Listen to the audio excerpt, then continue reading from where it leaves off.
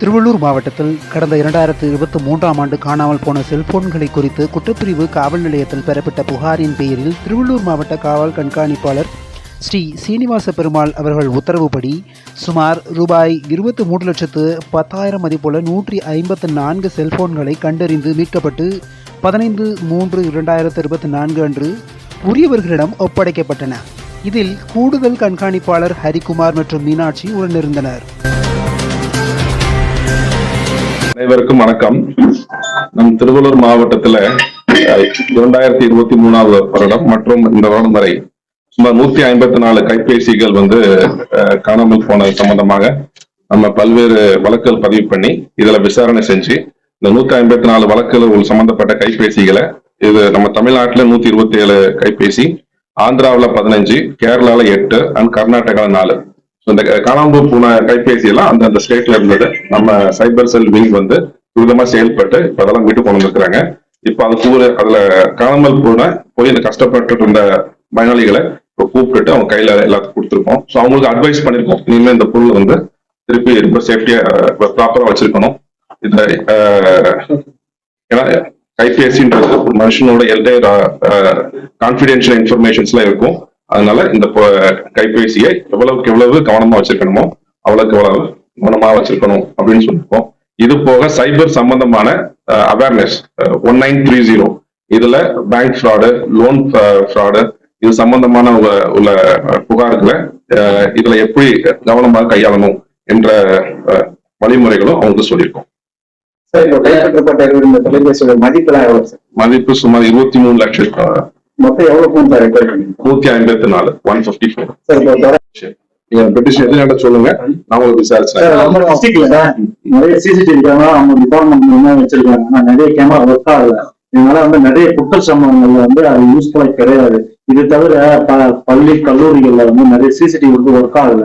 இதுக்கு நம்ம மாவட்ட காவல்துறை சார்பில் என்ன நடவடிக்கை? சிசிடிவி பொறுத்தவரைக்கும் நம்ம ஸ்டேஷன்ல எல்லா காவல் நிலையத்திலும் 6 கேமராஸ் போட்டிருக்கோம்.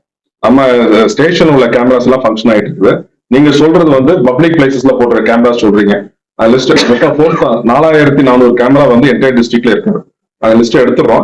எதெல்லாம் ஃபங்க்ஷன் ஆகலையோ அதை கன்சர்ன் பர்சன்ஸ் சொல்லி அதை நான் பாத்துக்கிறேன். ஒரு சம்பவம் வந்திருக்குங்க சார். இது சம்பந்தமா நம்ம 5 ஸ்டேட் செக் போஸ்ட் இருக்குது. எல்லா செக் போஸ்ட்லயும் இன்ஸ்பெக்டர் லெவல்ல ஆள் போட்டிருக்கோம். இது போக பார்டர்ல உள்ள ஆந்திரா ஸ்டேட்ல உள்ள சித்தூர் பிளஸ் திருப்பதி டிஸ்ட்ரிக்ட்ல உள்ள காவல் கண்காணிப்பாளர் பேசி ஒரு 14 ரூட் ஐடென்டிஃபை பண்ணி பாதி இதுல நம்ம ஆள் போட்டிருக்கோம், பாதி இதுல அவங்க செக் பண்றாங்க. ஸோ ரீசன் பிஹைண்ட் திஸ் இந்த மாதிரி பொருள் கடத்தல் மற்றும் இந்த இல்லிசிட் சாராயம், கள்ளச்சாராயம், போதைப் பொருள் இந்த மாதிரி கடத்தல்கள் இருக்கக்கூடாது அப்படின்றதுக்காண்டி நம்ம வெஹிக்கிள் செக்கிங் இன்டென்சிஃபை பண்ணிருக்கோம். சார் இப்போ பாத்தீங்கன்னா இரவு நேரத்துல 2 நாளைக்கு முன்னாடி மாடு சம்பந்தமா நம்ம முனிசிபாலிட்டில பேசி ஒரு ஜாயிண்ட் ரைடு அடிச்சிடலாம். ரயில்வே ஸ்டேஷன்ல மக்கள் நடமாடவே முடியறது இல்ல. இத ஒவ்வொரு முறையும் சொல்றேன். எதுக்கு, என்ன காரணம்? ஏன்னா ஆட்டோ போய் நிறைய ஆட்டோ இருக்கு. ஜனங்க ஸ்டேஷனுக்கு போற ட்ரெயின் செல்போன் போற முக்காவாசி போற இடமே ரயில்வே ஸ்டேஷன் தான். பஸ்ஸுக்கு போறாங்க, ட்ரெயின்ல போய் பிடிக்கிறதுக்கு அவசரத்துக்கு போறாங்க. அந்த நேரத்துல இது நடக்குது. அங்க மக்கள் நடமாட்டத்துக்கு வழியை ஏற்படுத்தாம வண்டிங்க எல்லாம் போய் ஆட்டோ ஸ்டாண்ட்ல இருந்து அவங்க கூப்பிட்டு சரி பண்ணீங்க பண்ணுவோம். வார்னிங் கொடுத்துட்டு ஒத்துக்கலாம். அதுக்கு நம்ம